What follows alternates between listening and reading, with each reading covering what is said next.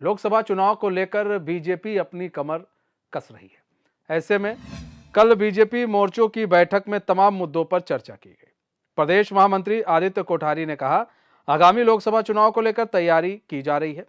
आने वाले 7 तारीख को पार्टी बड़ी बैठक करेगी, जिसमें पूर्व मुख्यमंत्री, विधायक, सांसद और कैबिनेट मंत्री समेत पदाधिकारी प्रतिभाग करेंगे।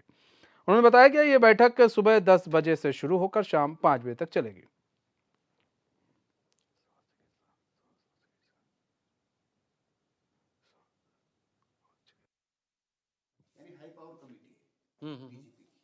आगामी पार्टी संगठन के कार्यक्रमों के निर्धारण के लिए 7 जनवरी को देहरादून में एक महत्वपूर्ण बैठक होने जा रही है। उसमें भारतीय जनता पार्टी के सभी सांसदगण, पूर्व प्रदेश अध्यक्ष, पूर्व मुख्यमंत्री और सभी कैबिनेट मंत्रियों सहित कुछ वरिष्ठ नेता इस बैठक में भाग लेंगे और लोकसभा चुनाव के लिए क्या क्या योजनाएं हो सकती हैं, क्या क्या कार्यक्रम हो सकता है, इसके निर्धारण के लिए पूरे दिन भर जो है इस पर मंथन चलेगा। प्रातः 10 बजे से बैठक प्रारंभ होगी, शाम को 5 साढ़े 5 बजे तक बैठक चलेगी, जिसमें राष्ट्रीय महामंत्री और हमारे प्रदेश के प्रभारी आदरणीय दुष्यंत गौतम जी, राष्ट्रीय उपाध्यक्ष आदरणीय लक्ष्मीकांत वाजपेयी जी, दोनों वरिष्ठ नेता उत्तराखंड में दिन भर रहने वाले हैं। माननीय मुख्यमंत्री जी, माननीय प्रदेश अध्यक्ष जी उस बैठक में रहेंगे और आगामी कार्यक्रमों पर। रोहित विक्रम सिंह हमारे ब्यूरो चीफ हमारे साथ जुड़ चुके हैं पूरी जानकारी के साथ। रोहित, लोकसभा चुनाव को लेकर बीजेपी किस तरह से अपनी कमर को कस रही है?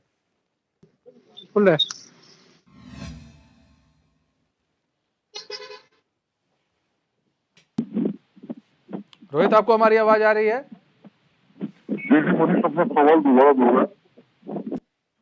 लगता है रोहित से हमारा संपर्क टूट गया है। तो लोकसभा चुनाव को लेकर बीजेपी ने अपनी कमर कस ली है। देखिए, कल जो है बीजेपी मोर्चों की बैठक हुई थी और उन तमाम मुद्दों पर चर्चा भी की गई थी।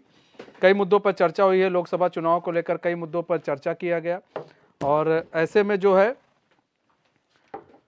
बीजेपी ने पूरी अपनी जो तैयारी है और पूरी ताकत झोंक दी है अब लोकसभा चुनाव को देखते हुए। वहीं प्रदेश महामंत्री आदित्य कोठारी ने कहा है कि लोकसभा चुनाव को लेकर 7 तारीख को पार्टी में एक और बड़ी बैठक होनी है और यह काफी महत्वपूर्ण बैठक होनी है। पूर्व मुख्यमंत्री, विधायक, सांसद, कैबिनेट मंत्री समेत पदाधिकारी प्रतिभाग करेंगे। मतलब इसमें जो भी जितने भी अब बड़े लोग हैं, अभी तक तो ये था कि चलिए पदाधिकारियों के साथ बैठक हो रही है, मोर्चों के जो पदाधिकारी उनके साथ, उनके अध्यक्षों के साथ बैठक हुई, लेकिन इस बार जो है पूर्व मुख्यमंत्री भी होंगे शामिल जो बैठक होगी, विधायक भी होंगे, सांसद होंगे, कैबिनेट मंत्री होंगे और कुछ पदाधिकारी भी इसमें प्रतिभाग कर सकते हैं। तो एक बड़ी बैठक होने वाली है और एक मतलब पूरी एक जो ब्लूप्रिंट है वो बीजेपी तैयार कर रही है। इस ब्लूप्रिंट के सहारे बीजेपी लोकसभा चुनाव में कूदना चाहती है। वो ये नहीं चाहती है कि कहीं भी किसी प्रकार का कोई और कसर छूट जाए। हमारे साथ रोहित विक्रम सिंह हमारे ब्यूरो चीफ एक बार फिर से हमारे साथ जुड़ चुके हैं। रोहित, लोकसभा चुनाव को लेकर बीजेपी की तैयारी जो है वो किस तरह से हो रही है, खासकर उत्तराखंड के अंदर? देखिए मनीष, ये जनवरी से लेकर मार्च तक का पखवाड़ा जो है भारतीय जनता पार्टी के लिहाज से और चुनावी दृष्टिकोण से बहुत महत्वपूर्ण है, क्योंकि भारतीय जनता पार्टी एकमात्र ऐसी पार्टी है जो न सिर्फ रोस्टर के अनुसार बल्कि चुनाव के समय में अपनी गतिविधियों को तेज करती है। अमूमन राजनीतिक दलों में ये देखा जाता है कि चुनाव के दौरान ही बड़े नेता उत्तराखंड का रुख करते हैं, लेकिन भारतीय जनता पार्टी में हमने देखा है कि 2022 का विधानसभा चुनाव हुआ और उसके बाद लगातार हर महीने पार्टी के बड़े नेता, केंद्रीय मंत्री, संगठन के बड़े नेता रोस्टर के अनुसार लगातार आते रहते हैं। और चूंकि भारतीय जनता पार्टी के परिप्रेक्ष्य में ये भी कहा जाता है कि बहुत ही अनुशासित पार्टी है, कभी कोई मनमुटाव नहीं होता। यदि कोई मनमुटाव होता है तो उसको पार्टी फोरम पर संज्ञान लिया जाता है और उसका समाधान किया जाता है। और चूंकि भारतीय जनता पार्टी के बहुत सारे कार्यक्रम जो हैं पिछले साल जनवरी की अगर हम बात करें तो पिछले जनवरी में भारतीय जनता पार्टी की कोर कमेटी की बैठक 3 दिवसीय कोर कमेटी की बैठक देहरादून में हुई थी, जिसमें भारतीय जनता पार्टी के संगठन के राष्ट्रीय महामंत्री बी.एल. संतोष ने कोर ग्रुप की बैठक ली थी, जिसमें सभी मोर्चों के पदाधिकारी, सभी प्रदेश प्रवक्ता, सोशल मीडिया के तमाम जो नेता थे, प्रदेश अध्यक्ष, मुख्यमंत्री, पूर्व मुख्यमंत्री, सांसद, कैबिनेट मंत्री, विधायक, सभी की बैठकें हुई थी, प्रदेश प्रदेश पदाधिकारी भी इस 3 दिवसीय बैठक में शामिल हुए थे। पार्टी ने दिशा निर्देश दिए थे 1 साल पहले 2024 के लोकसभा चुनाव के दृष्टिगत, और उसी के तहत पार्टी ने अपना मिस्ड कॉल अभियान चलाया, जो बेहद सफल अभियान रहा। पार्टी ने अपना महाजनसंपर्क अभियान चलाया, जो बेहद सफल रहा। पार्टी ने सेल्फी विद लाभार्थी महिला मोर्चा को ये जिम्मेदारी दी कि जितने भी लोग उत्तराखंड में लाभार्थी हैं, उनको उनकी सेल्फी लेकर नमो ऐप पर डाउनलोड करना, ताकि प्रधानमंत्री नरेंद्र मोदी उत्तराखंड में कितने लोग केंद्र पोषित योजनाओं से लाभान्वित हो रहे हैं, उसका संज्ञान ले सके। वो भी कार्य लगातार 1 साल से गतिमान है। और भारतीय जनता पार्टी का वोटर चेतना अभियान लगातार जारी है। भारतीय जनता पार्टी के कुछ प्रस्तावित कार्यक्रम भी हैं। जैसे कि अगर हम बात करें तो अभी बीते दिनों की अगर हम बात करते हैं तो बीते दिन संयुक्त मोर्चा प्रदेश पदाधिकारियों की बैठक हुई, जो एक 6 घंटे की लंबी बैठक थी, जिसमें संगठन के लिहाज से और सरकार के लिहाज से, दोनों लिहाज से मोर्चे के पदाधिकारियों को दिशा निर्देश दिए गए। संगठन के लिहाज से पार्टी के प्रदेश अध्यक्ष महेंद्र भट्ट, संगठन महामंत्री अजय कुमार ने पार्टी के पदाधिकारियों को, मोर्चे के जो पदाधिकारी हैं, उस व्यक्तियों को आगामी 10 जनवरी से मार्च तक के कार्यक्रमों की जानकारी दी। कौन-कौन मोर्चे के कौन-कौन से प्रदेश अध्यक्ष किस कार्यक्रम में कहाँ प्रतिभाग करेंगे, उनके साथ कौन-कौन लोग टीम में शामिल होंगे, इसकी जो पूरी रूपरेखा है वो तैयार की जा चुकी है। यानी 3 महीने का पूरा एडवांस जो बुकिंग लेकर भारतीय जनता पार्टी इस समय चल रही है। और अगर हम एक दिन पहले की और बात करें, अगर हम 3 तारीख की बात करते हैं, तो भारतीय जनता पार्टी का एक बहुत बड़ा अभियान जो है प्रदेश मुख्यालय से शुरू हुआ था, जिसमें लोकसभा चुनाव के दृष्टिगत सभी 70 विधानसभा क्षेत्रों के लिए बाइकें रवाना की गई थी। वो बाइकें दी गई थी विस्तारकों को, लोकसभा चुनाव के विस्तारकों को, जो पार्टी का विस्तार करेंगे लोकसभा चुनाव के लिए। हर 70 विधानसभा क्षेत्र के लिए एक पार्टी विस्तारक को बाइक के साथ रवाना किया गया पार्टी मुख्यालय के लिए, पार्टी मुख्यालय से। तो ये समझ सकते हैं कि भारतीय जनता पार्टी का तैयारी कितनी थी। भारतीय जनता पार्टी चूंकि चुनावी मोड में रहती है, और भारतीय जनता पार्टी के नेता ये भी कहते हैं कि अगर अभी भी चुनाव करा दिया जाए तो भारतीय जनता पार्टी ही बढ़त में दिखाई मुद्दे देगी। क्या रहने वाले, और देखिए इसके साथ ही रोहित, इन सबके बीच में मुद्दे क्या रहने वाले हैं, भारतीय जनता पार्टी के मुद्दे क्या रहने वाले हैं, किन मुद्दों को लेकर वो जाएगी? ठीक है, बैठकें हो रही हैं, गाड़ियां दे दी गई, बाइक दे दी गई, वो सब एक अलग चीज है, लेकिन अगर हम मुद्दों की बात करें तो मुद्दे क्या लेकर जाएगी बीजेपी? के मुद्दों की अगर हम बात करें तो सबका साथ, सबका विकास, सबका विश्वास, सबका प्रयास, ये प्रधानमंत्री मोदी का स्लोगन है। और इसके तहत तमाम जो केंद्र पोषित योजनाएं हैं वो जनता के लिए चलाई जा रही हैं। और उत्तराखंड की अगर हम बात करते हैं तो मुख्यमंत्री संतुष्टि, समाधान, सरलीकरण और निस्तारण के मूल मंत्र पर काम कर रहे हैं। नो पेंडेंसी के वर्क पर काम कर रहे हैं, और यही मूल मंत्र है भारतीय जनता पार्टी का। और भारतीय जनता पार्टी ने 2022 में एक नारा दिया था, किया है, करेगी और करेगी सिर्फ भाजपा सरकार। और इसी के दृष्टिगत जो है मुख्यमंत्री ने बीते रोज भी अपना बयान दिया था, जिसमें उन्होंने कहा था कि हमारी प्रदेश सरकार ने, चाहे वो लव जिहाद का मसला हो, उसको सख्ती से लागू किया, लैंड जिहाद का मसला हो, जहां लैंड एक्विजिशन हो रहा था, उन तमाम चीजों को, भूमि कब्जे हो रहे थे, उनको खाली कराया गया, सशक्त नकल विरोधी कानून लाया गया। सबसे ज्यादा सरकारी नौकरी जो है अब तक पुष्कर सिंह धामी बतौर मुख्यमंत्री अब वो प्रदेश को दे चुके हैं। अब तक किसी मुख्यमंत्री ने अपने शासनकाल में इतनी नौकरियां नहीं दी। करीब 6000 से अधिक सरकारी नियुक्तियां यहाँ के मूल निवासियों को मिली हैं।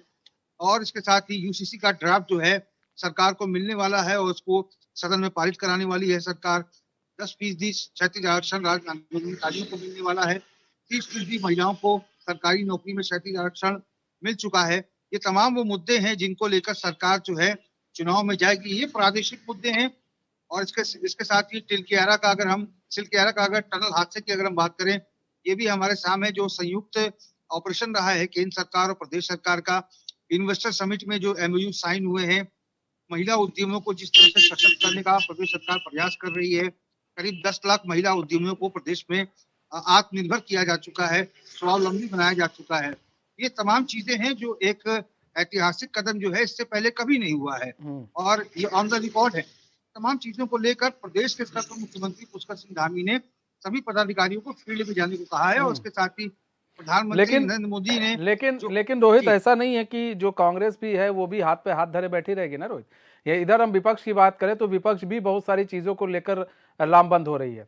और वो तो कहा जाता है कि आप समिति बना देते हो, ठीक है, आज आप कह रहे हो कि क्या नाम है, एक विशेष सत्र बुलाने की कहा गया है कि भाई एक विशेष सत्र जो है वो बुलाया जाएगा और उसमें जो है 36 आरक्षण 10% 36 आरक्षण का मामला है उसे जो है रखा जाएगा सदन के पटल पर। लेकिन अब कई सारे सवाल यहाँ पर ये उठ रहे हैं कि मुद्दे ये भी तो हैं, अंकिता भंडारी हत्याकांड को लेकर ये भी उठाएंगे मुद्दे, यहाँ पर ये भी उठा सकते हैं जो UKSSC मामला उठा सकते हैं, छात्रों के ऊपर लाठीचार्ज हुआ, ये भी तो मुद्दे। इन मुद्दों को कैसे काउंटर करेगी बीजेपी? देखिए, इन मुद्दों को लेकर पहले ही वर्कशॉप भारतीय जनता पार्टी के भीतर हो चुकी है। भारतीय जनता पार्टी के जो वरिष्ठ संगठन के नेता हैं, बी सतीश संगठन महामंत्री, उन्होंने सोशल मीडिया को और प्रदेश प्रवक्ताओं को सभी की क्लास ली थी और सभी को बताया था कि जिन मुद्दों को लेकर विपक्ष घेरती है सरकार को या संगठन को, उस पर जवाब कैसे देना है। जहां तक अंकिता भंडारी मर्डर केस की बात है, तो सरकार ने वहां पर वकील बदलने का काम किया, फास्ट ट्रैक कोर्ट में मुकदमा दर्ज कराया, पीड़ित परिवार को मुआवजा दिया और ये मुकदमा अभी न्यायालय में विचाराधीन है। और जहां तक छात्रों पर लाठीचार्ज का मसला है, तो उसमें बहुत सारी चीजें थी जो जांच का विषय, उस पर जांच चल रही है। और भर्ती घोटाले की अगर हम बात करें, जिन्होंने नकल कराया था सब जेल की सलाखों के पीछे हैं। तो ये उपलब्धियां हैं सरकार की, या सरकार इन चीजों को लेकर जनता के बीच में जा रही है। कांग्रेस के सामने समस्या ये है, कांग्रेस के प्रादेशिक नेताओं के अलावा केंद्र का कोई बड़ा नेता यहाँ पर धरातल पर नजर नहीं आ रहा। हालांकि प्रदेश अध्यक्ष करण मारा कई बार का न्योता दे चुके हैं, मल्लिकार्जुन खड़गे, के वेणुगोपाल, राहुल गांधी जैसे सरीखे नेताओं को, लेकिन एक सुगुफा छोड़ा गया था कि राहुल गांधी उत्तराखंड आएंगे मानसून के बाद, बरसातों के बाद, लेकिन अभी तक आने की कोई सूचना नहीं है। अगर इसके उलट अगर भारतीय जनता पार्टी की बात करें, तो जहां गैलेक्सी ऑफ लीडरशिप है, कांग्रेस के कुंबे से टूटे हुए नेता भारतीय जनता पार्टी में शामिल हुए हैं। वो लगातार पिछले 5 सालों से उत्तराखंड आ रहे हैं और ये भी गतिविधियां जो है पिछले 6 महीने से बहुत बढ़ गई हैं। प्रधानमंत्री देखिए आप कितनी बार आ चुके, गृह मंत्री कितनी बार आ चुके, धर्मेंद्र प्रधान कितनी बार आ चुके, PL संतोष आ चुके, बी सतीश आ चुके, तमाम बड़े नेता आ रहे हैं। 7 तारीख को लक्ष्मीकांत वाजपेयी जो है, तो यही तो बस एक अगर माइनस पॉइंट है तो रोहित बात की जाए तो इनका माइनस पॉइंट यही है कि इनके कोई भी केंद्रीय नेता यहां पर नहीं आ रहे हैं कांग्रेस का, और इसीलिए कांग्रेस अभी पिछड़ रही है। लेकिन अगर हम बात कर ले बीजेपी की, तो बीजेपी में भी अभी बताने के लिए कुछ है नहीं ज्यादा। अगर हम किसानों की बात करें, कभी किसानों की बात नहीं की गई। अगर हम बात कर ले पलायन की, कभी पलायन की उतनी बात नहीं हो रही है। खेती की बात कर ले तो खेती की बात नहीं होती है। आप बीजेपी की कोई भी बड़ा नेता हो, आप बताइए कभी खेती की उसने बात की हो, कि किसानों की बात की हो कि नहीं हमने इतना उनको भुगतान किया, गन्ना मूल्यों का भुगतान हुआ या फिर ये काम हुआ है। ये सब बातें नहीं हो रही हैं। कुल मिलाकर कुछ जो ऐसी कुछ चीजें हैं उनको लेकर बातचीत की जा रही है, जैसे यहाँ पर लैंड जिहाद का मामला, यूके जो एक सख्त कानून बना दिया गया नकल को लेकर, इसी तरह की बातें हो रही हैं केवल। रोहित, चूंकि अगर हम कृषि के क्षेत्र की अगर बात करें, तो प्रधानमंत्री फसल बीमा योजना ऐसी महत्वाकांक्षी योजनाएं जो है सरकार के द्वारा चलाई जा रही है और हर माह किसान के खाते में 2000 रुपए जो है जमा किए जा रहे हैं। इससे पहले किसी सरकार में ऐसा नहीं हुआ। हालांकि ये जरूर है कि किसानों का आंदोलन हुआ, 3 जो कानून थे उसका विरोध लगातार किसान कर रहे थे, लेकिन डैमेज को जो है भारतीय जनता पार्टी ने कंट्रोल कर लिया है और इस तरह वाकई को काफी लंबा समय हो चुका है और किसान जो है उनकी मांग जनता पार्टी एक ऐसा संगठन है। तो कुल मिलाकर भारतीय जनता पार्टी जो है, जो डैमेज हुआ है इस दौरान, वो उसको कंट्रोल, डैमेज को कंट्रोल करने में भी लगी है कि वो डैमेज कंट्रोल हो जाए और जनता के बीच एक पॉजिटिव चीज भारतीय जनता पार्टी की जाए, पार्टी की जाए, सरकार की जाए।